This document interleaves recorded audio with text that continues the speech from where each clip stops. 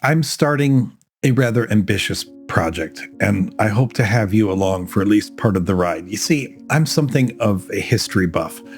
And like a lot of history buffs, when I'm not doing history the right way, which is to read about it or learn about it in a classroom setting, I'm consuming video about history. But so much of videos that are given to us about history are done as vignettes.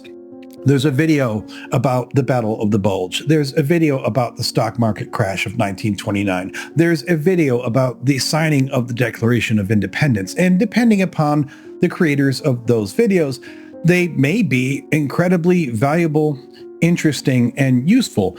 But they're still vignettes. They're like all these puzzle pieces that we don't necessarily inherently know how to fit together in our brain, because history doesn't happen in randomly shuffled vignettes. History happens chronologically. So I plan to do this series going chronologically through American history. It's kind of ambitious, I know. But aside from that, once you decide that we're going to do this, the next question becomes, well, okay, but where do you start? If we say we're doing American history, I mean, we can't go back as far as like 1492. That feels a bit premature, to say the least. But we don't want to start at 1776 either, because while you can say that that's officially when the United States started, it's quite naive to claim that that's when American history began. So we need to find some reasonable starting point before 1776. How far back do we go? Well, my contention, and reasonable minds can disagree about this, but my contention is that a really good place to start is 1763. If one were to freeze time in February 1763, the British Empire would appear to be at its absolute zenith. The signing of the Treaty of Paris marked the conclusion of the 7 Years' War, which we know here in America as the French and Indian War, which was a global conflict that had seen Britain dismantle the French colonial empire. The maps were redrawn. France was expelled from North America, ceding Canada and the vast territories east of the Mississippi to Britain. Spain, who of course was an ally of France, was also defeated. So they were forced to hand over Florida. And for the first time, the British flag flew uninterrupted from the frozen coasts of Newfoundland to the tropical keys of Florida. Now, to the American colonists, this was a moment of supreme jubilation. They had fought alongside British regulars, bled for the crown, and invested their own money in the victory. They lit bonfires in Philadelphia. They offered prayers of thanksgiving in Boston, and they toasted King George III in the taverns of Williamsburg. They viewed themselves not as a subjugated people, but as equal partners in the greatest empire the world had ever known. They believed that the defeat of France had secured their safety, their liberty, and their future expansion. And they were wrong. You see, the year 1763 is, in my humble opinion, the single most critical date in the history of the American Revolution, not because it marked the start of the fighting, which wouldn't happen for another 12 years, but because it marked the start of the reasoning. It was, if you will, the point of no return, the moment when the fundamental structures of the relationship between mother country and colony were irreversibly altered. Before 1763, the relationship between mother country and colonies was basically defined by salutary neglect, which was a mutually beneficial looseness where London largely just looked the other way.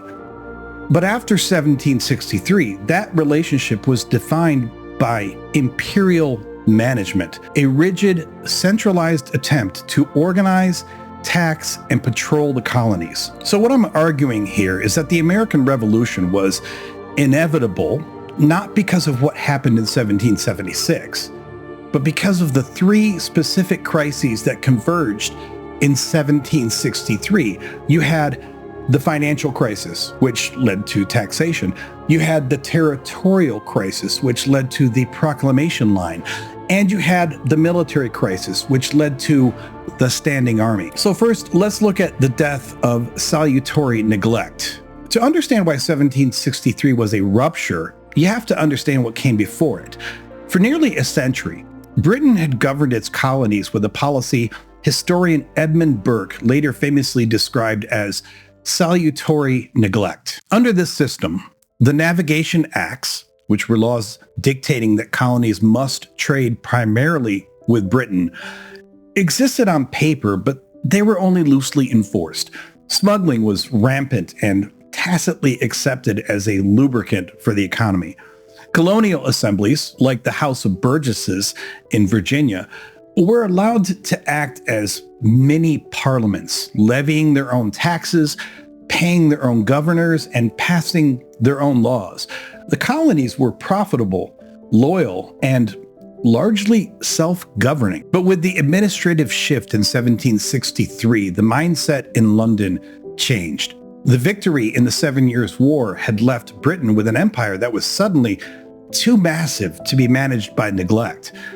The addition of Canada, Florida, and the Trans-Appalachian West meant that Britain now had to govern tens of thousands of French Catholics, restless Native American tribes, and unruly American frontiersmen. The British ministry, first led by Lord Bute and then by George Grenville, who became Prime Minister in April 1763, concluded that the old way was dangerous. They believed that the colonies had become too independent, too chaotic, and ultimately too comfortable. The war had revealed that during the conflict, some American merchants had even continued trading with the French enemy, which was a treasonous act that shocked British commanders. Therefore, 1763 was the first time that marked the decision to truly enforce the law. Customs officials were ordered to their posts. The British Navy was instructed to patrol for smugglers rather than just fight enemy fleets. This transition from benign parent to strict disciplinarian came as a profound psychological shock to the colonists. They had grown up believing that their autonomy was basically a constitutional right. But in 1763, London revealed that it had only ever been a temporary privilege. Then you had the financial catalyst. The most immediate driver of the tension was, well, simple arithmetic. Wars are expensive and global wars are ruinous. You see, first you had the debt bomb. The 7 Years' War had nearly doubled the British national debt. In 1756, the debt stood at approximately 75 million pounds. By 1763, it had ballooned to nearly 130 million pounds. The interest payments alone consumed more than half of the national budget. Britain was effectively bankrupt. The British public was already the most heavily taxed in Europe, and riots over the cider tax in England in 1763 showed that the domestic population could not bear any more burdens. This led to the fair share argument. When George Grenville looked at the ledger in 1763, his logic was simple and, to British eyes, morally sound. First, he said the war had been sparked by American land speculation in the Ohio Valley. Second, he said the war had been fought largely to protect the American colonies from the French. Third, he said the Americans were arguably the wealthiest, healthiest, and most lightly taxed subjects in the empire. And fourth, he said, therefore, the Americans should pay a portion of the cost for their own defense. This logic birthed the specific policy decisions taken in 1763 that would manifest later as the Sugar Act in 1764 and the Stamp Act in 1765. Now, while the acts themselves were passed later, the decision to tax was made in 1763. And then you had a constitutional divergence. The tragedy of 1763 is that both sides believed that, well, they were right. See, on one hand, you had the British view. Parliament is the supreme legislature of the empire.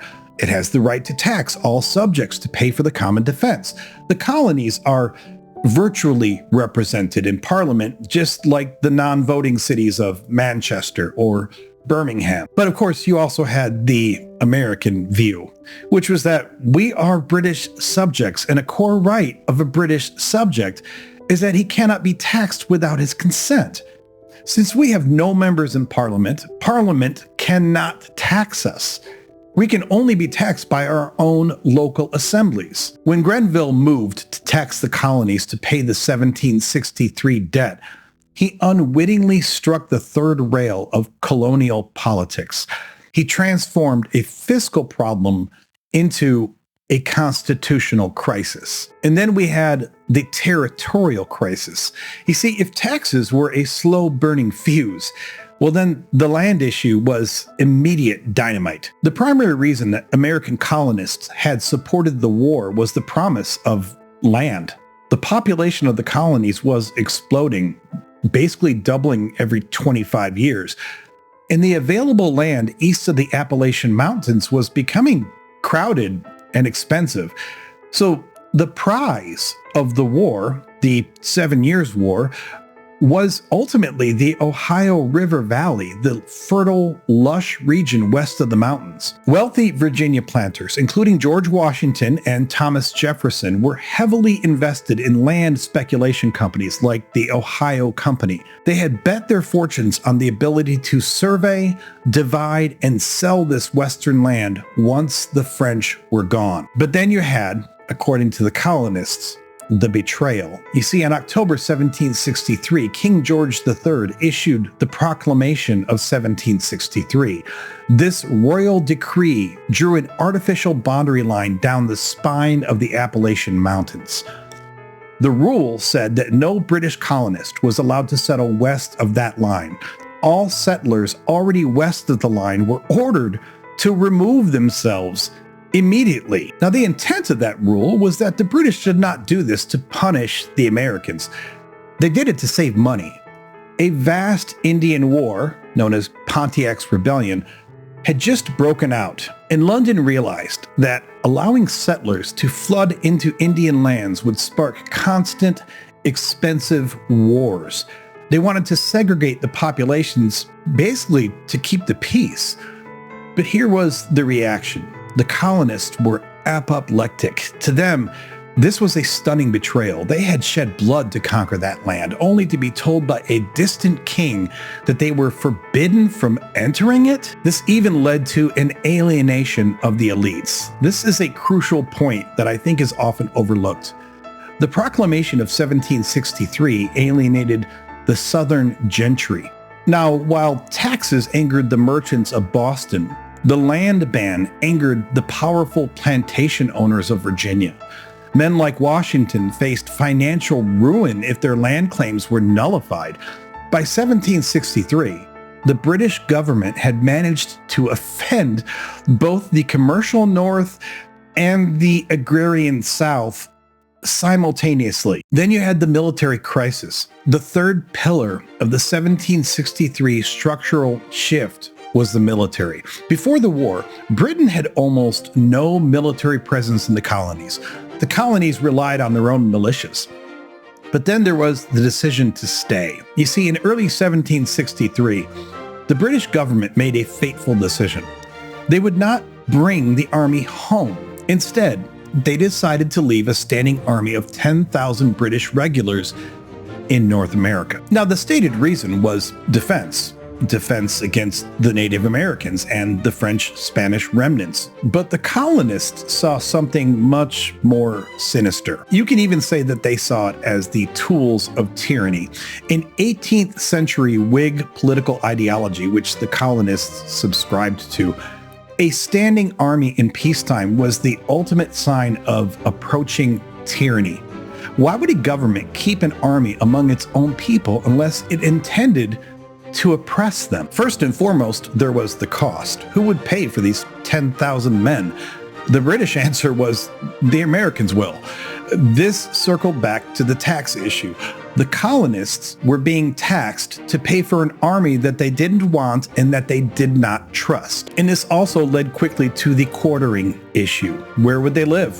The forts on the frontier were too small or in disrepair. This logistical problem birthed the Quartering Acts, requiring colonies to house and feed troops, another direct intrusion into local autonomy. And finally, there was the Native American factor.